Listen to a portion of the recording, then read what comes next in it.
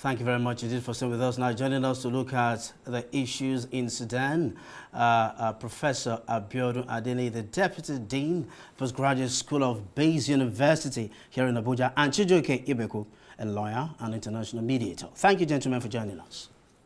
My pleasure. Let's start with you, Professor. France, Germany, US have evacuated their nationals from Sudan. Nigeria is still stalling. What are the hopes of our people in Sudan, and how soon should we expect some evacuation? Well, ordinarily we'll have expected that it should have been as soon as yesterday, but here we are again. You know, the old story of delayed response or responses to this kind of circumstance. The last time we had it was in the case of Ukraine, but massively government responded at some point, you know.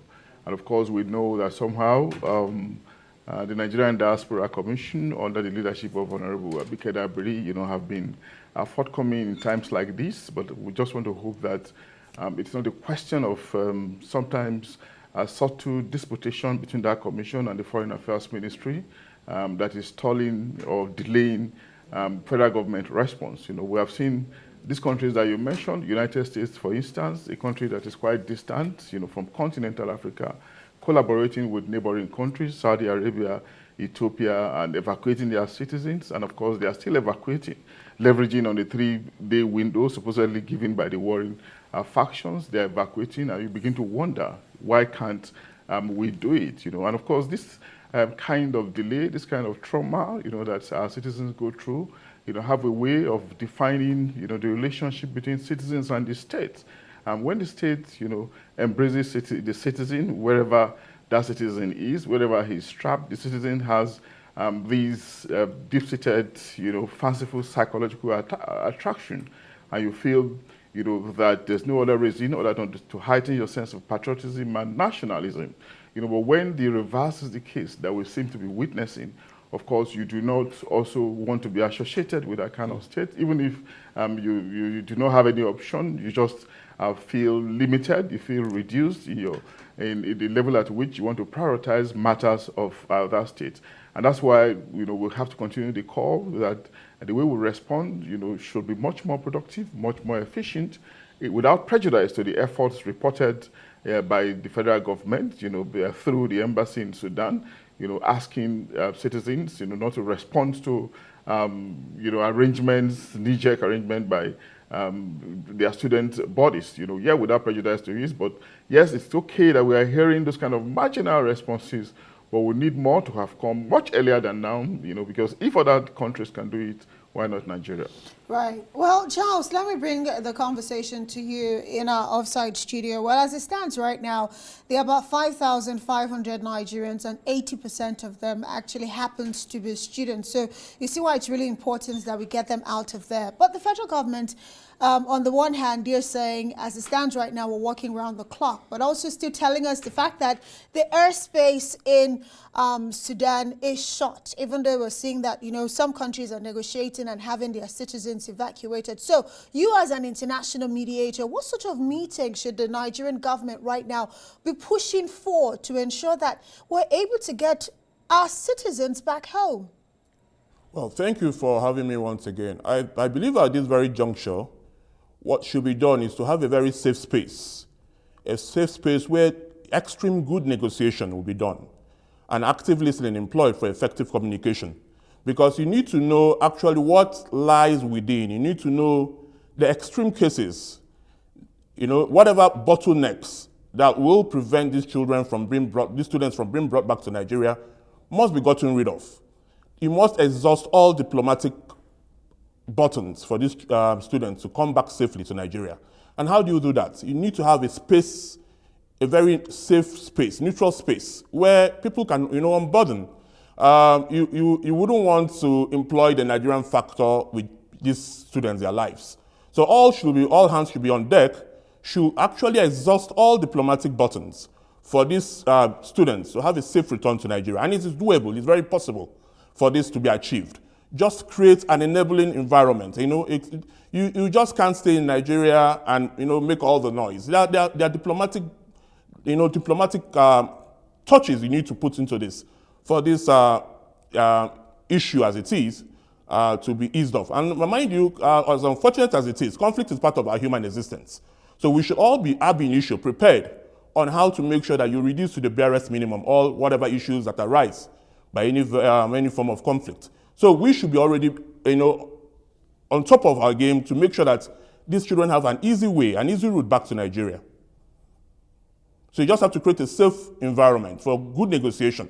There is a room for negotiation. There must be, countries that will give easy access for these students to have their ways back to Nigeria. Okay, thank you, Chijioke. But you've not told us those diplomatic routes. That's on the one side. Then on the other side, despite the announcement of truce by the two sides, we still see what's going on there. What does that tell you about their respect for diplomatic arrangements? Well, it's a continuum. You just can't, it's a process. You just can't expect that it's going to be determined almost immediately. It has to be ongoing. As you meet and rub minds, and that's why I say there has to be an active listening. Active listening is actually the purest form of listening. You need to know what the person is saying and what he's not saying. You need to know what he's saying and what he's not saying, so that you can actually nip the problem at the bud. I wouldn't want to completely open up the diplomatic buttons. Those of them at the helm of affairs, they should know. But for whatever it be, whatever it may be, but for now, is to basically open up all diplomatic channels. You have people who mediate. You have people who can talk. You have people who can reach out to these people who can hear what they want to say, and grant an easy movement for these children back to Nigeria. You don't want to trade the lives of these children on the altar of politics or on the altar of conflict. Like I said earlier, conflict is part of our human existence. All we do as human beings, and particularly as mediators, is to try to reduce it to the barest minimum. So we should have actually been proactive. Like the prof said, this should have been done as early as yesterday. So it's basically for us to, not less talk and more work. Let's talk. Like IJ I want to quote the man, the president of the Labour Congress. He was saying, everything should be done. There should be no excuse that the airports are unsafe for these students not to come back to Nigeria. If you have to employ other people to help you, do that and get these children back to their parents. Absolutely. Getting the children back to their parents is a top priority and should remain so until all of them are back. Well, Professor Abiodun, let me bring the conversation back to you right now. Well, as it stands, the Nigerian government says it's better for you to stay indoors while speaking to those who are stranded there. Whereas, we still see some of the students who've been able to make their way to the Ethiopian embassy, and some of them say they are stuck, in that border town between Sudan and getting access into Ethiopia to, leave the country. So let's talk about, all of this going on. Some of them are even calling on their state governors to do something. And the question I'm asking you right now, if the federal government right now says, as it stands, there's not so much that can be done since they're still negotiating, what really can the government at the sub-national level really do? Not just for the students, but for Nigerians in general who are stuck in the war-torn country. Yeah. First, Amaka, we have to understand that it's a moment of confusion, a moment where the students are naturally agitated for their lives. And when you find yourself in that situation, you sometimes want to begin to explore all options, for safety. So if they are moving from one point to the other, to the Nigerian embassy, assembling amongst themselves, going to the Ethiopian embassy, is quite understandable, and that's why they need help. And I want to believe as well that the warring factions in Sudan are not necessarily focusing on foreigners. They probably should be ready at some point to permit, safe exit for foreigners that want to go. Of course, naturally, every foreigner will want to go this time because they shouldn't ordinarily have interest in the crisis. Against that background, nations should be much more responsive at different levels, at the national and the subnational level.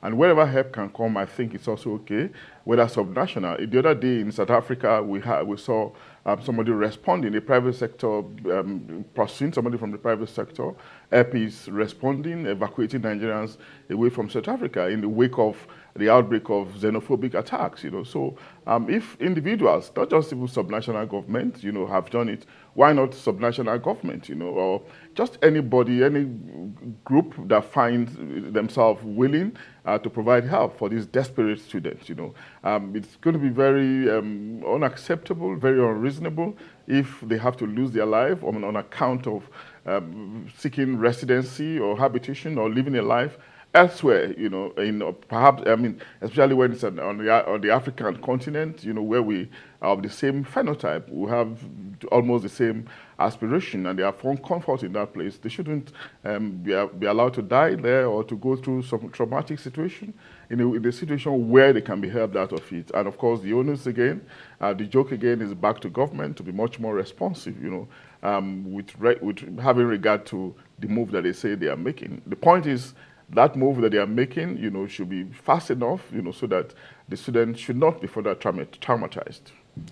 Thank you, Prof. Chijioke, let's worry less about the failure of the Sudan Armed Forces and the paramilitary group, Rapid Support Forces, to obey the agreement to a truce. Let's worry more now about the fact that the Nigerian government is even asking the citizens to come with $100, $200 before they can be evacuated. What does that bother you?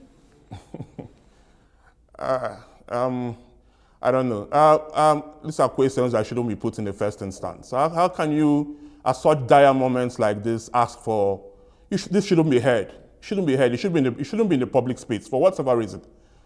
I mean, people are so scared for their lives, and these are young children.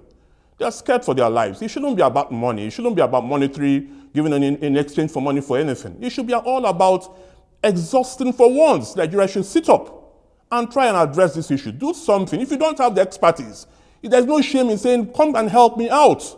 It's a matter of life and death. If they do not have the expertise, call upon people who do to help you out. I mean, there are some questions that we shouldn't put in the public space. And this is one of them, I beg your pardon. I must stress that. And this is very painful. I don't want to dwell on that. I just want us to see how you can get to these children, get them back safely to Nigeria. Is it doable? It's doable.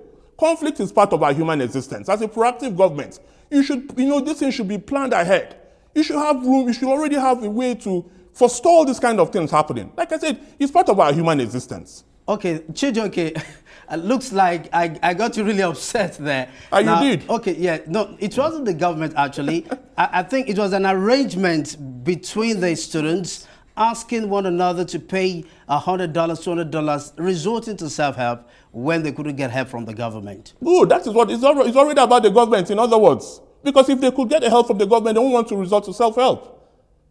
It's already about the shortcoming of the government. If they had the organized setup, they won't be bothering about another person trying to help. Nobody will resort to self-help. If you have the needed help, the help from the right channel, people will be out of there. People who want to make all those insinuations of how to really get out of that place. You want to know what to do. If the government has already provided the platform, then there'll be no need of hearsays here and there, what is happening. There'll be the right channel. You know the right channel, the proper procedure to follow. Proper procedure to follow. Well, the United States had to send in some special forces to help evacuate diplomats and their families. But that's not all their citizens, because there's still some cry by Americans who live in Sudan that, we're still here. But beyond all of that, Professor Adeniyi, let me come back to you. And of course, while the situation in Sudan is quite horrific, looking at what the students, we've seen videos online, what they say they have to endure, while waiting to be evacuated. So talk to us about, what else the government should be doing right now as a matter of urgency to ensure that they return home and in good time too. Well, I don't think we can overstate this point, Amaka, that government should respond as quickly as possible. I'm very, very convinced that we have the capacity. We've got the right resources, if we want to muster it appropriately, we've got the right mechanism to deploy, if we're determined to take those students out of that troubled Sudan, and I dare say that, yes, We know that America is much more sophisticated, much more developed, and some other countries in the West, they have responded appropriately. But of course, it's not so much, you know. I don't think it involves so much that Nigeria as a nation state, you know, cannot afford, you know. And do not forget that Sudan is just an African country. Foreign countries, Western countries have collaborated with Egypt, with Ethiopia, with Saudi Arabia, and of course we also share some commonalities with other countries nearby. You know, so if these distant countries can effectively collaborate with these countries that I've mentioned and evacuate their citizens, why not us? So it's just a matter of determination, a matter of how well we're able to put our hearts together. And of course, we have more than enough agency that should collaborate, that should partner to make this happen. The Foreign Affairs Ministry is there, the Nigerian Diaspora Commission is there. Yes, I mentioned it earlier.